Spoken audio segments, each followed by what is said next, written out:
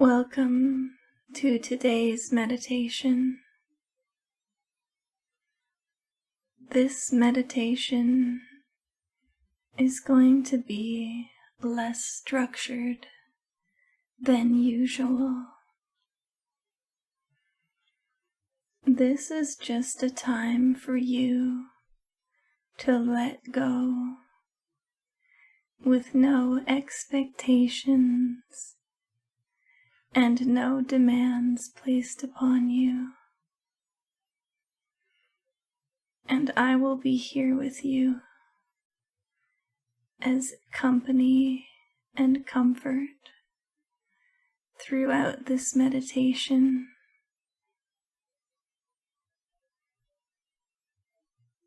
If it feels good, you may like to deepen your breathing, or you may like to keep it just as it is.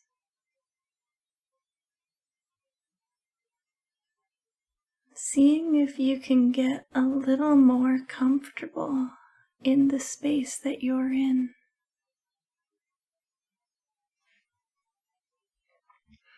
You may like to grab a blanket or a pillow, or make some adjustments to your position.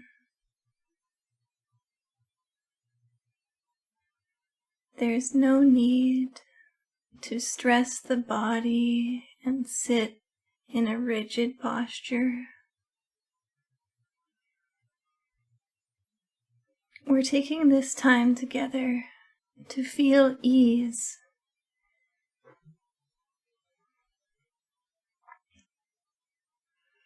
This is a time in your day to just let go of doing.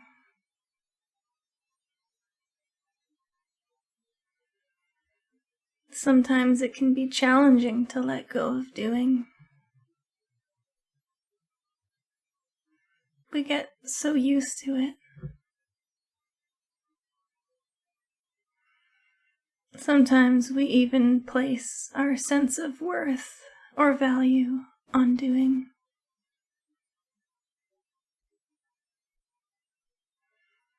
Taking moments like these throughout our days helps to remind us that just being really is enough.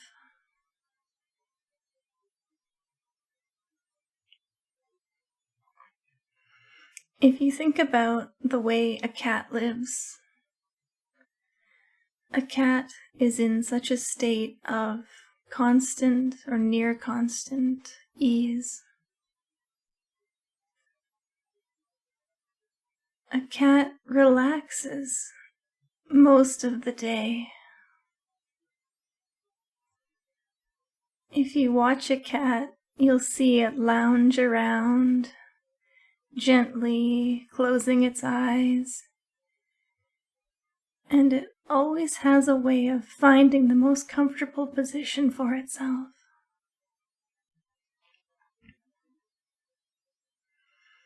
Maybe we can be a bit more like that.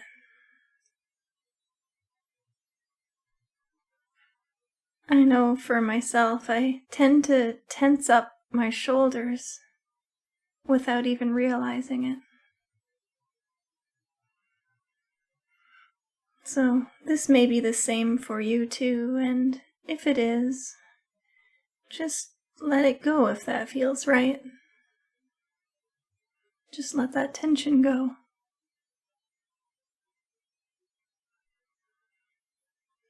Meditation teachers and yoga teachers often say to let the shoulders fall away from the ears. And I like that.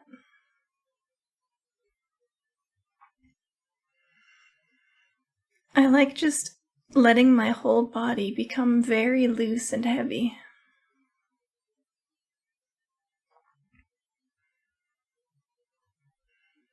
I did a meditation years ago where the person guiding the meditation had us all imagine that our feet and hands and our whole body was filled with warm, wet sand.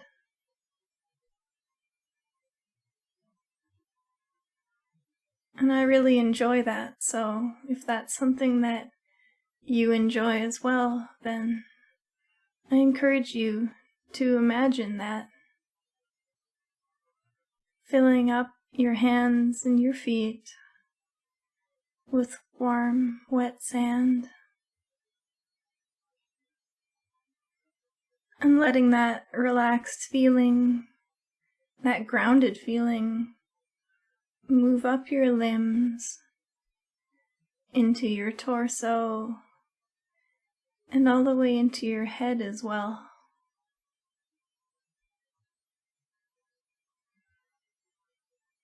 As you're probably well aware, the mind, body, and spirit are all connected to such a degree that they're really inseparable. When we choose to consciously relax our body, it helps us to ascend our energies into a more refined and clear spiritual state. And it helps us to let go of excess thoughts or worries or distractions. That's why practices like yoga are so popular. It's not just the fitness aspect, but the calming of the mind and the awakening of the spirit. And relaxing your body deeply in meditation, getting to that relaxed state, is actually the goal of a lot of yogic practices. And of course, meditation is a form of yoga. Yoga meaning union. Union of body, mind, and spirit. And the union of the realization that we are all one.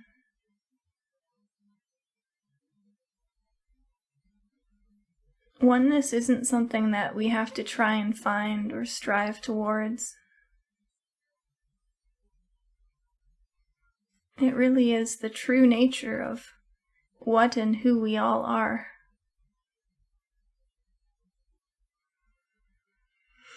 I know for myself it's easy to let my personality get in the way of truth.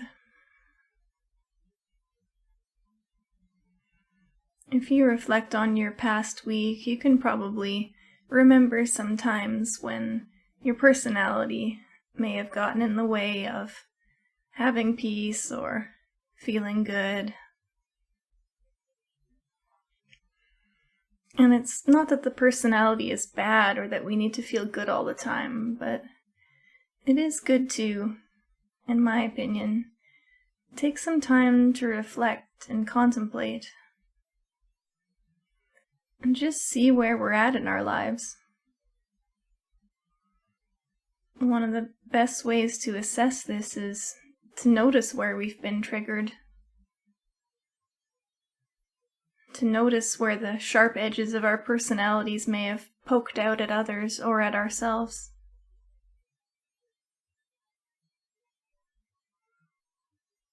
And it's not an opportunity to blame ourselves, although sometimes we may use it as such. But it's an opportunity for more awareness and to re-recognize over and over again that it's not who we truly are, and that there really is no separation.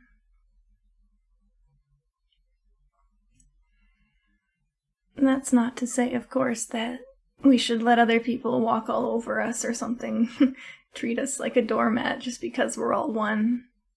And it doesn't mean that we shouldn't have boundaries with our energy and what we're willing to say yes and no to.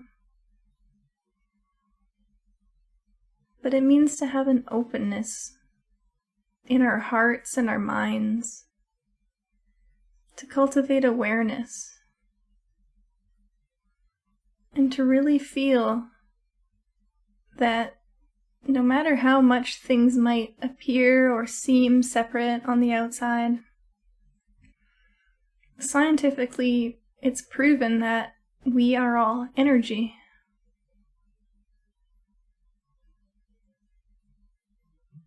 So no matter any religious beliefs any of us may hold, or no matter how separate we may seem sometimes, especially with people with personalities who clash with our own, we can know that ultimately there really is no separation, because we're all made of the same stuff. We're all made of star stuff.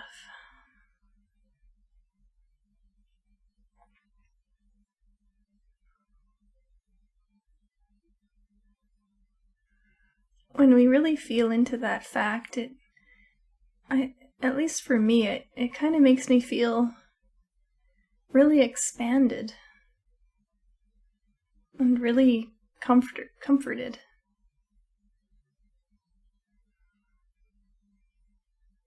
I remember when I was a teenager and I had gone camping, and one of the other teenagers' fathers was there.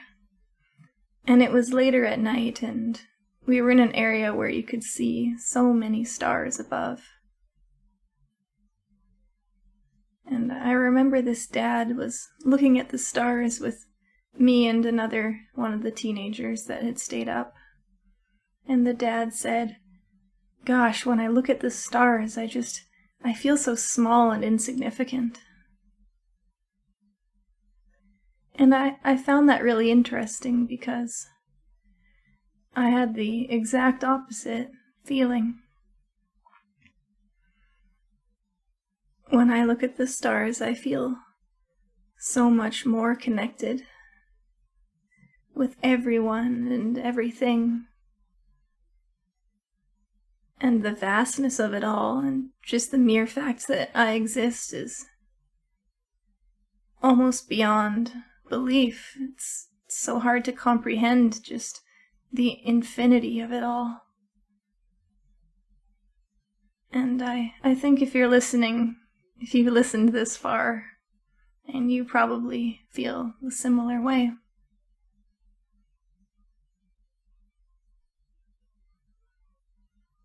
How is your body feeling? Take another tune in and see how you're doing. Has any muscle tension returned?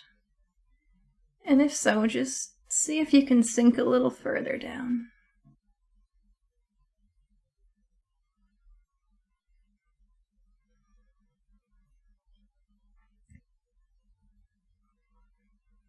Another thing I've heard meditation teachers talk about is really letting your body be held by gravity, by the earth.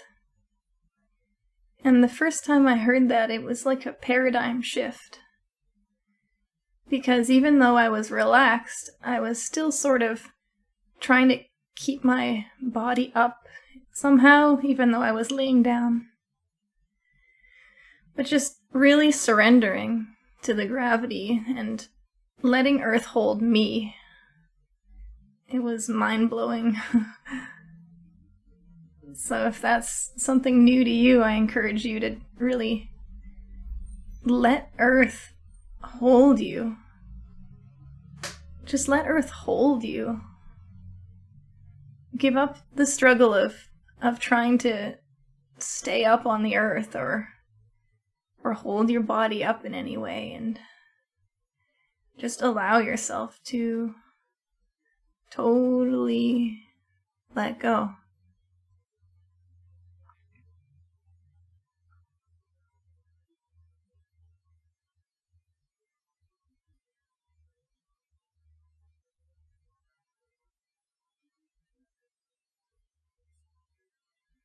I'm glad to be here spending this time with you. I feel like I can really sense your energy, and I'm glad that you're here. I'm glad that we get to be here together in this ever-present moment of now.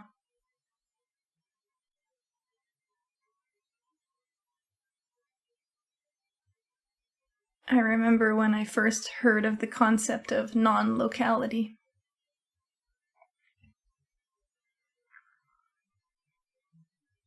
Non-locality, as far as I understand it, is really just referring to the fact that energy is everywhere. It's not in one specific location.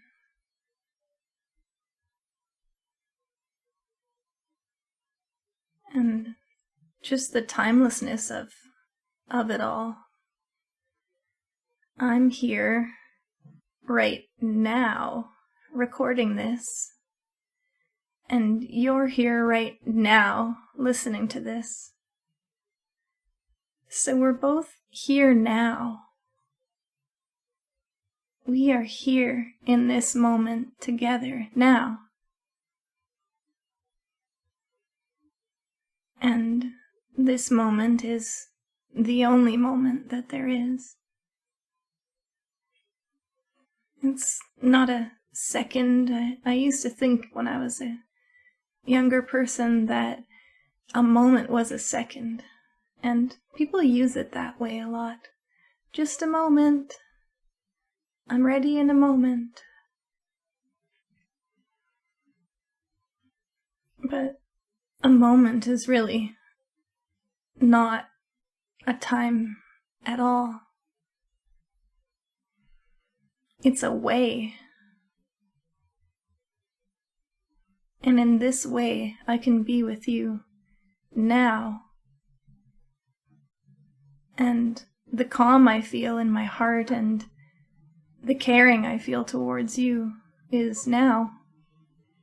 And I hope if you tune in that you're able to feel it now as well.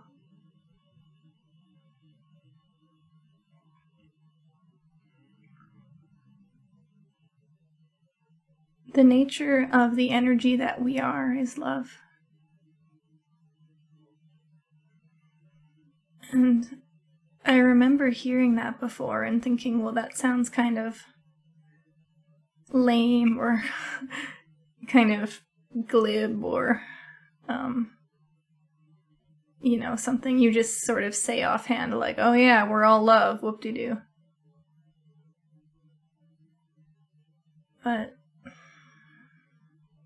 love isn't, a romantic thing or something that has any expectation or ownership or ties to it.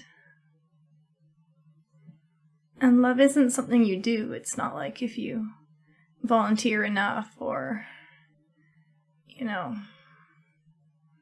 save a cat. It doesn't mean that that's love, although those may be loving things to do. But anything that we can do just really proves that we are love. Because if we weren't love, how could we do loving things?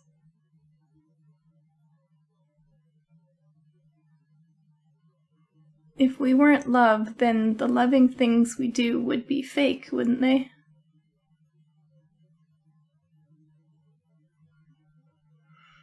And that's not to say that people don't do fake loving things and, people don't do things for ulterior reasons, but anything that's truly loving can only come about because we are that loving being.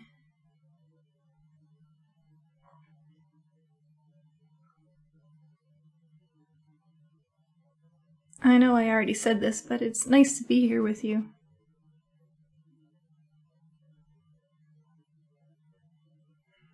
Often when I do meditations, I usually have some idea of where I'm gonna go with the meditation. Like, okay, we're gonna go and visit a crystal cave.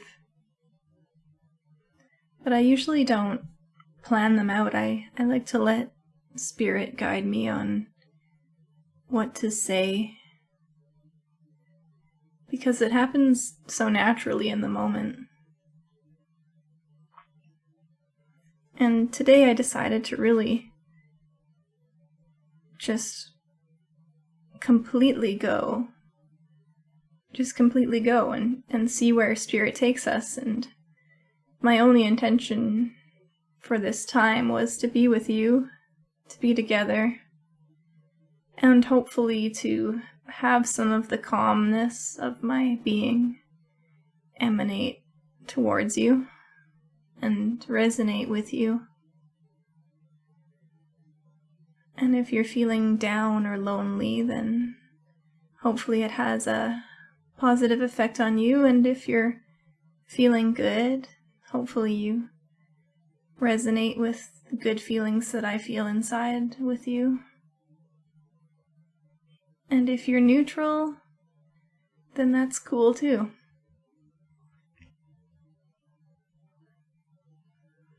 Any way that we are is all good, and I think there's a tendency for most of us to try and get out of states that don't feel as good. We don't want to linger, it seems, in emotions that are challenging or situations that are hard. And this makes sense because they can feel really painful. And as humans, it's natural to want to avoid pain, move towards what feels good. But sometimes we need to go through really hard stuff. And a lot of times, hard stuff will start to come up when we are doing really well in our lives, when things are feeling peaceful and calm. That's when a new layer of the onion can be peeled. If we're going through a storm, our spirit or God or the universe, infinite creator, whatever you like to think of as the energy that surrounds us and is us and wants the best for us. If we're going through a really hard time, it's not that often that we get a lot more challenging stuff dumped on our plate, and that can happen. And oftentimes those are very big catalyst events in our lives. But oftentimes, things will come up when we're in a more calm and serene sort of state, or we're at a baseline level of comfort and our life is going along. Then all of a sudden, something will happen that will challenge our paradigm.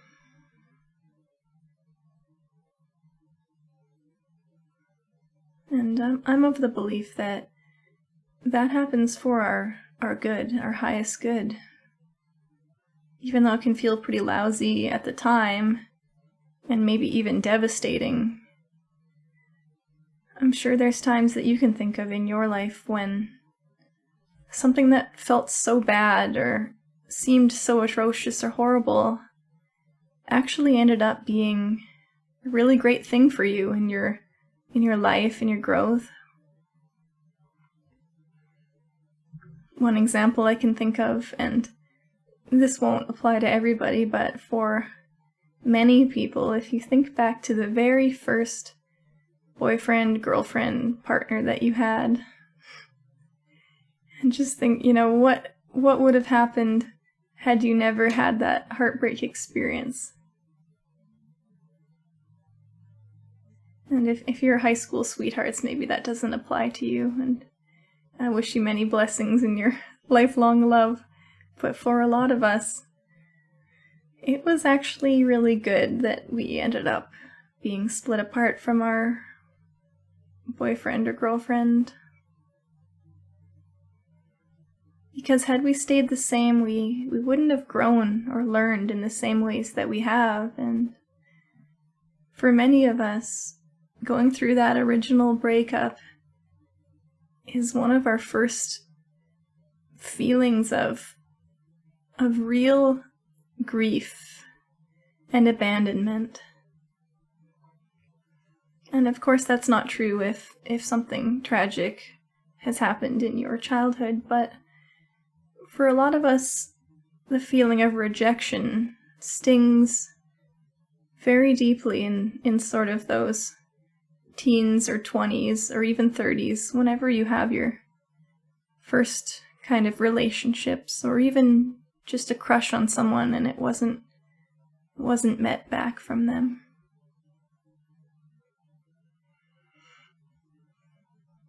And just, if you think about that time in your life, and you remember how hard it was,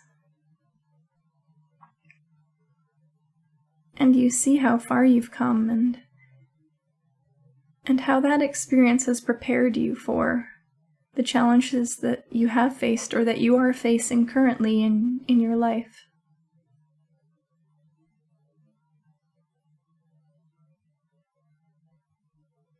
So what felt like the end of the world, at least it did for me when my high school boyfriend broke up with me. It felt like the end of the world, but I can see now that it was actually in both of our best interests that we did break up.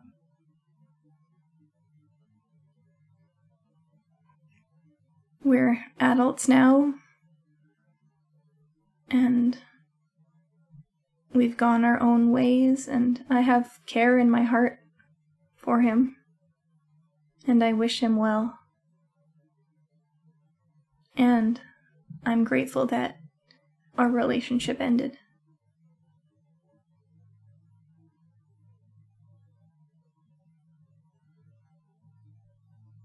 There are many little tragedies that happen in our lives every day, even things don't go the way we had planned, or somebody took offense to something and we didn't mean it. And these are all just the trials of life. I used to resist them, and oftentimes I'm sure I still do. But I'm getting more to a place where I can be calm and find a sense of quiet inside, even through challenges or misunderstandings. It can be hard to let go of perfectionism if that's part of your personality, which it is for me. Like that feeling that no matter what you're doing, it's not enough. You're not enough.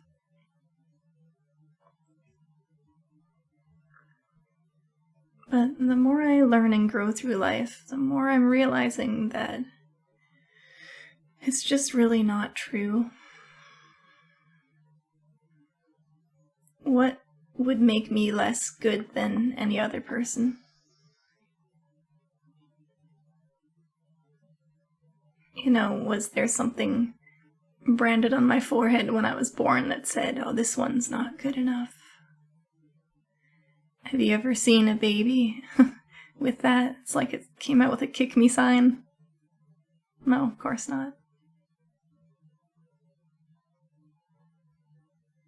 A lot of our quirks or illusions are a product of the way we were raised, as you know. You know, our families, our schools, our institutions. Most of them were very well-meaning and just trying to prepare us for the world. But for the most part, they were kind of misinformed as to how everything works around here. And I don't know about you, but my caregivers and the mentors like teachers or doctors and that sort of thing. They weren't educated on how life really works.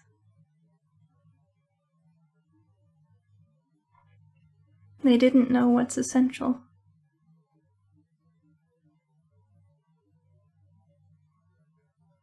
My mentor, Michael, talks about the difference between what's essential and what's a matter of consequence. So a matter of consequence might be that you were late to the dentist. So that's a matter of consequence. There's some consequence to what happened. A matter of great consequence might be something like you went to the dentist, but then you didn't have the money to pay for your procedure afterwards. That's a matter of great consequence. But what is essential is you. What is essential is your experience throughout. Even your health is a matter of great consequence, because it has to do with your physical life. But what is essential is of essence, and what is of essence, that is you. That's you. That's you, that's me, that's every one of us. We are what's essential, and nothing that happens in the world of form can touch that essential nature that we are.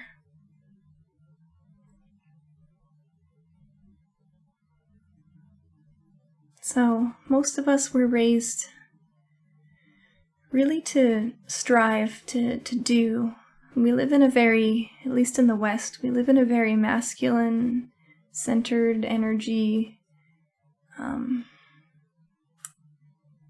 We live in a very individualistic world, and one that prides accomplishments, achievements, and competition. And it can be really challenging for anybody, but especially for the more sensitive among us, like me, and if you're still listening, probably you. And it's important to have places of refuge where we can come, and I hope that the time we're spending together right now feels like a bit of a refuge for you. It does for me.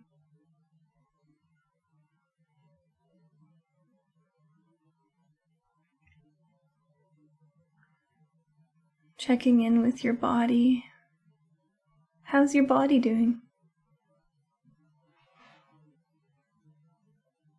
How are you doing emotionally?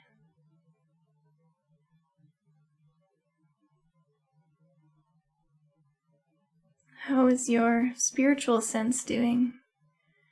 Are you feeling connected, or a sense of being seen? A sense of community or fulfillment?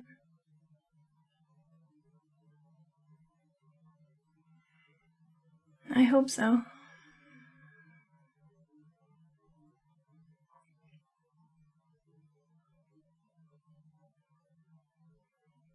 It's really nice to be here. I love being in this space with you. I feel like I'm seeing you and speaking right to you, and that you're listening, and I can hear you, I can feel you responding back in kind.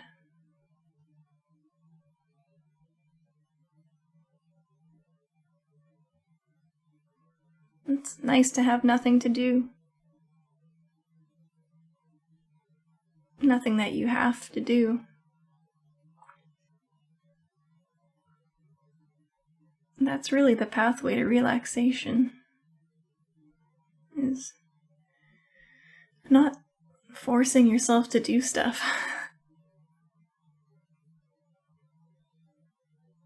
It's kind of like taking stuff off your plate that you don't need.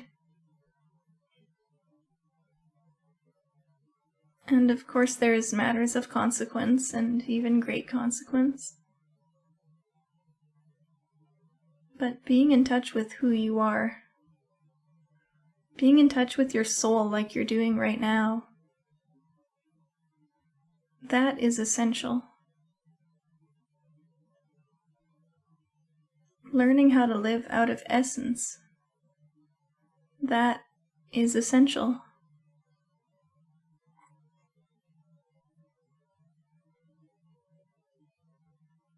People have been telling me lately that I have a calming presence.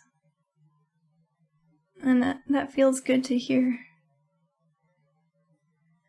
And it's not the way I used to be. I used to be very high-strung, and I would be the first person to call myself neurotic. And psychologists would be the second to call me neurotic. And we're not taught that we have way more control over our thoughts, and therefore our emotions. We're not taught that, and mostly it's because our teachers don't know. They're living in their own struggles and their own doing. When somebody is with you and they're truly being, you feel it. And I'm sure you know what I'm talking about. Perhaps you had a teacher or an aunt or somebody who you felt like they really saw you. They would look right into your eyes. They would crouch down to your level, and they would be with you.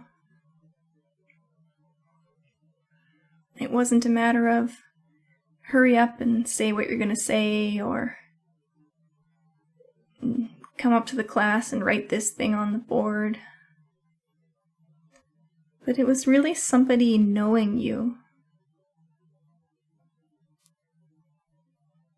Somebody who saw your essence.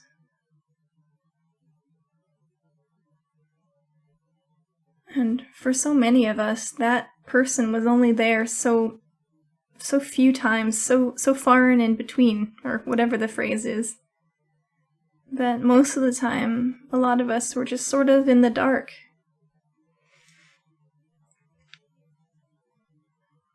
We weren't being seen, recognized, and validated as much as we could have been. And that's not a criticism on the people who didn't know any better. But it is an opportunity for us now to look back and recognize that for a lot of us, there were many times where we weren't totally seen or unconditionally accepted. And the best part is, or the good part is, that now that we're adults, or even if you're a teenager and you're listening, now that you're at an age and a stage of awareness, you can begin to, or continue to, reparent your own inner child. And this is a process. But you're doing it right now as you listen to my voice and as you connect heart to heart and mind to mind and soul to soul with me here.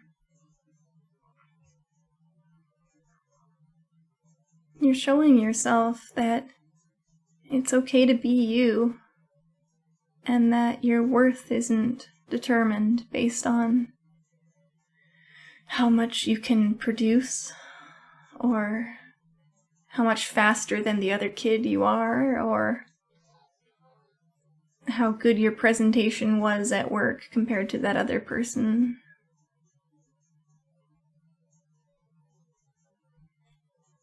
You just get to be who you are. And nobody's looking, nobody's watching. Nobody's looking at your goofy face or if you've relaxed your belly instead of sucking it in or something. Nobody's here judging you.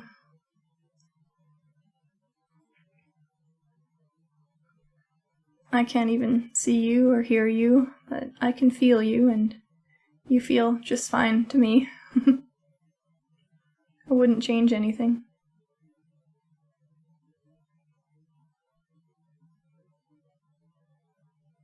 It really is nice to connect. And if you've stayed thus far and you'd like to experience more of this connection time with me, I'd love that. And if you want to mention it in the comments section here on YouTube, that would be nice. It's nice for me to know what you like and what you resonate with. Because as much as this time is meaningful for me, I want it to be meaningful for you as well.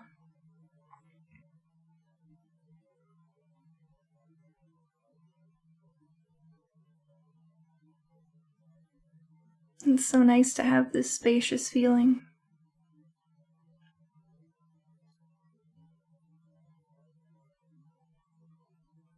It's so nice to feel free from constant doing.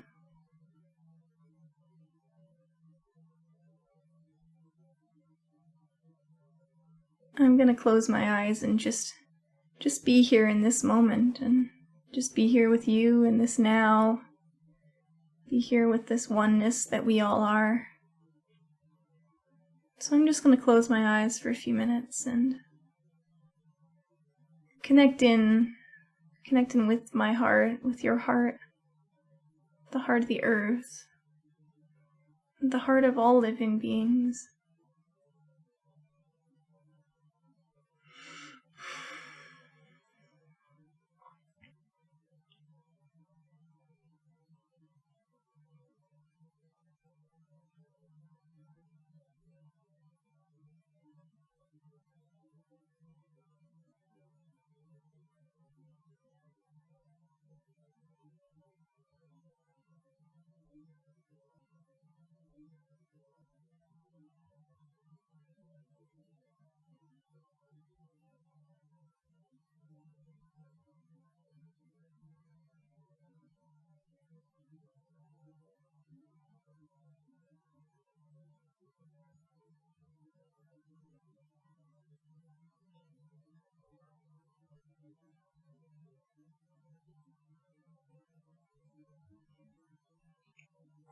I'm feeling a deep sense of peace, connecting in.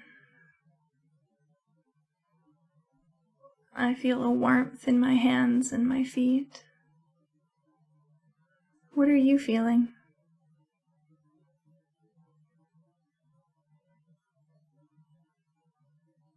Are any parts of your body tingling?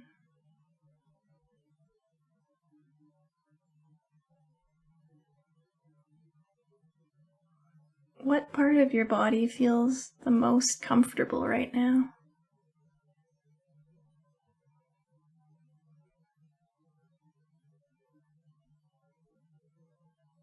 For me, it's got to be the palms of my hands.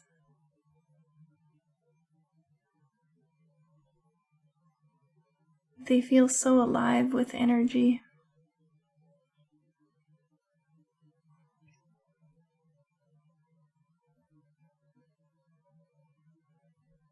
I can feel my heart beating. It feels really strong. Can you feel your heart beating?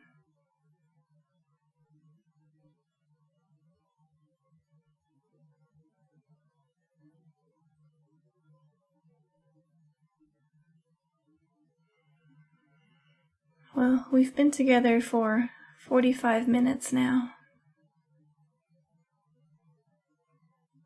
And it feels like this is probably a good time to come to a close for today. I want to thank you for connecting with me, for truly connecting, and for letting me share with you. It's been a great honor and privilege. And if you're even feeling half as relaxed as I am right now, then I think we've done well together here today.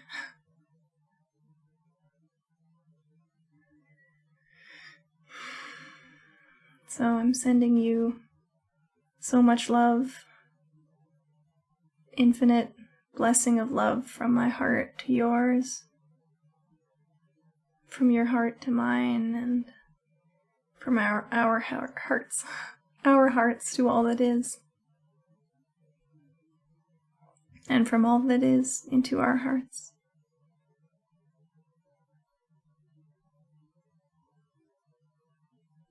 So if you'd like to drift off to sleep,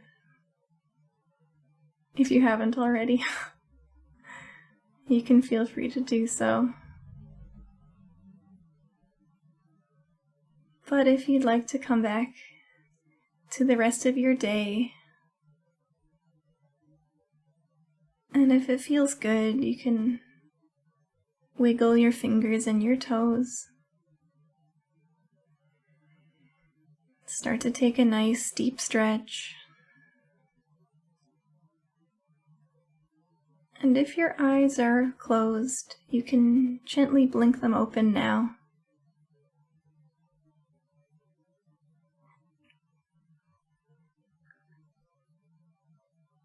I hope that today's meditation talk has helped you relax and center in. And if you were already pretty relaxed and centered in, then I hope you enjoyed that feeling with me, sharing that experience, our energy together. And if you'd like to take a moment to send some of the love, some of this high frequency energy that you feel, some of this peace, if you'd like to send that out to anyone in need, it's a good time to do that.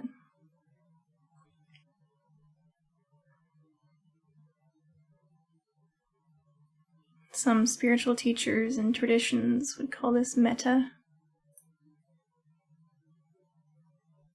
We're sending the goodwill that we've accumulated and we're sharing it because we understand that we are all one. And we have a love for all beings, and we want that love for them and for us. And we recognize that letting it in is very natural because love is our natural state. If there's anyone in particular in your friends or family group that is struggling physically or emotionally or spiritually,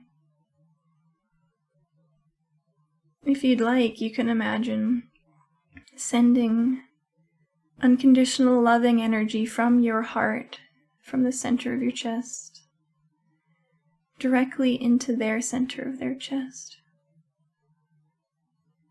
And just knowing that the person will receive whatever they're willing or ready to receive. So there's no forcing of the energy, and you don't have to worry about somebody receiving something against their will because their eternal presence or their higher self knows what they need and will receive what's best for them. So sending this unconditional love in this way isn't just a nice gesture, It's a true act of healing. It's a miracle in itself. And the care and love that you share with this person, that's a miracle too.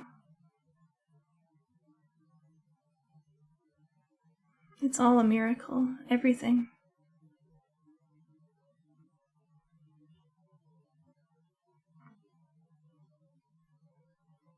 And once you've sent that energy to the people in your closest group,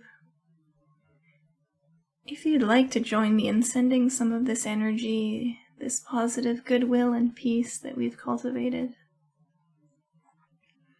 if you want to send some to people that you know are struggling, whether that's people in a foreign country or someone that you know on a more casual basis, or somebody you see at the grocery store, send some love to that person or those people.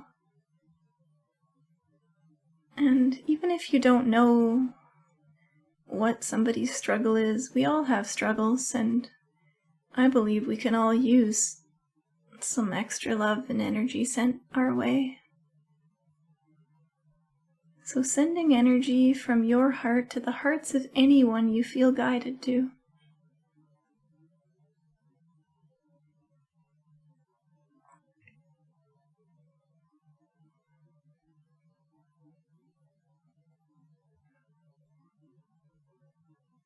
If it feels good, you can place your hand or both hands to your chest.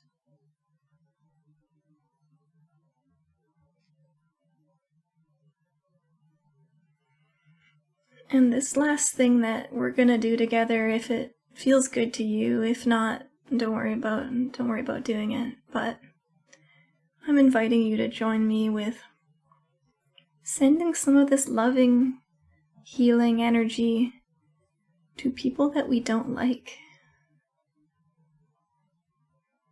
to people that have a personality that clashes with our personality, or to people that we feel have wronged us or misunderstood us.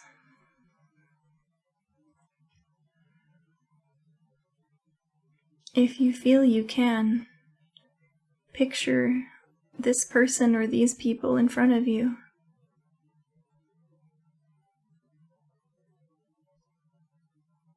For me, I'm going to choose one of the exes of my partner. I had a challenging time with this person, and I'm choosing them today to send this loving kindness and this unconditional love and peace to.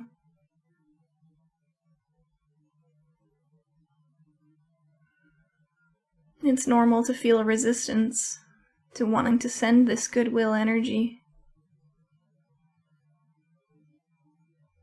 But if we're truly on the path of spiritual awakening to the oneness that we are, eventually we're going to have to cross that bridge, where not only do we see the other person as somebody we can learn a lesson from, a lesson of peace or forgiveness or letting go, but also somebody who is us.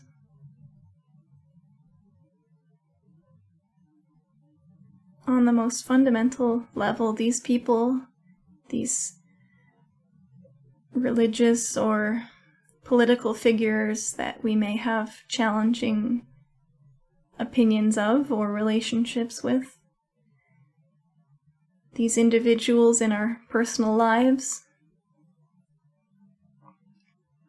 we can send them this sense of oneness and peace that we feel.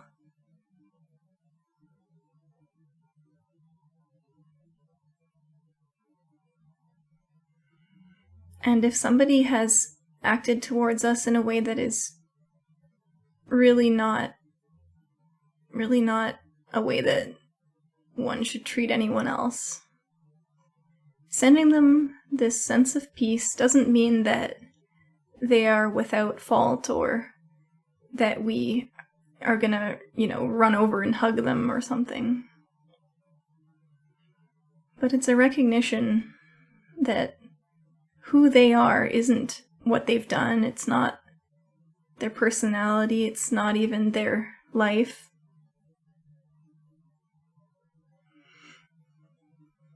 But that underneath it all, they are one with us.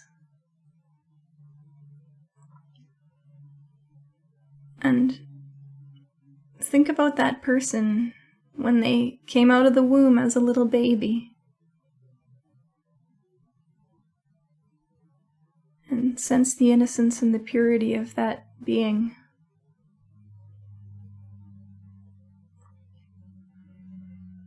A lot of the people who have behaved in ways that have hurt us or that we feel have wronged us are enacting what was done to them, or are reacting to situations that happened in their lives.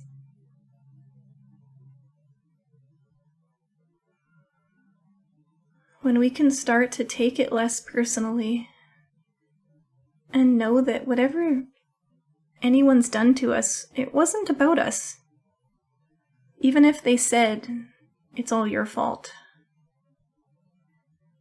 That's their opinion. It's a projection of a hurt and wounded personality. And if you really did do something that hurt someone else, which we all have, we can forgive ourselves for that.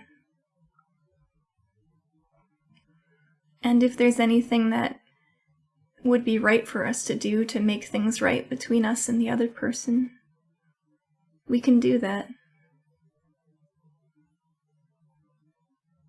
And if they don't forgive us, that's okay. We can forgive ourselves. Most of the things we've done, even if they've hurt people, weren't done with the intention of malice. As the phrase goes, hurt people hurt people. That's something I try and remember when I feel badly after behaving a certain way, is that, wow, I guess there's something in me that feels really hurt if I was going to respond like that.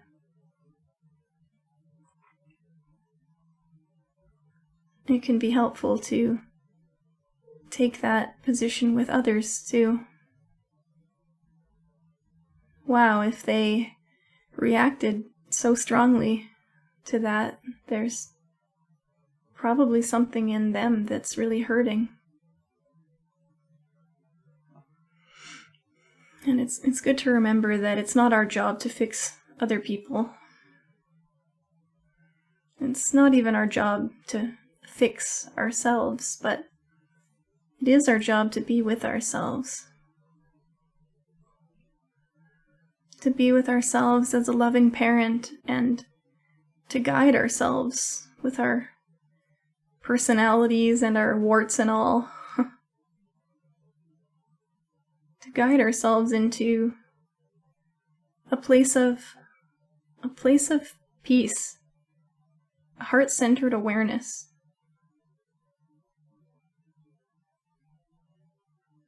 A place of acceptance and of love.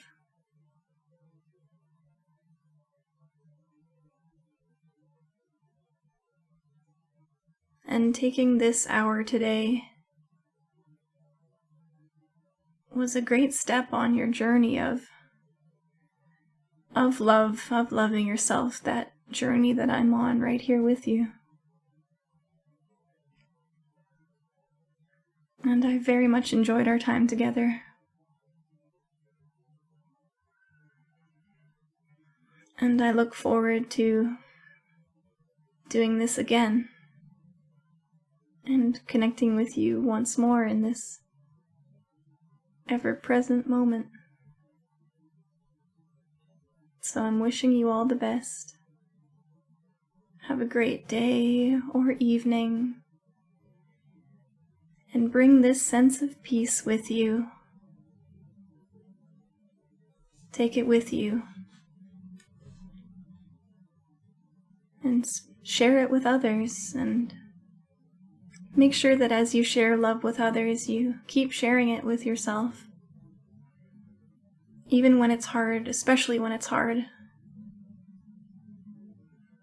And I'll keep on the path of doing the same. Okay, sending you very much love. Take care.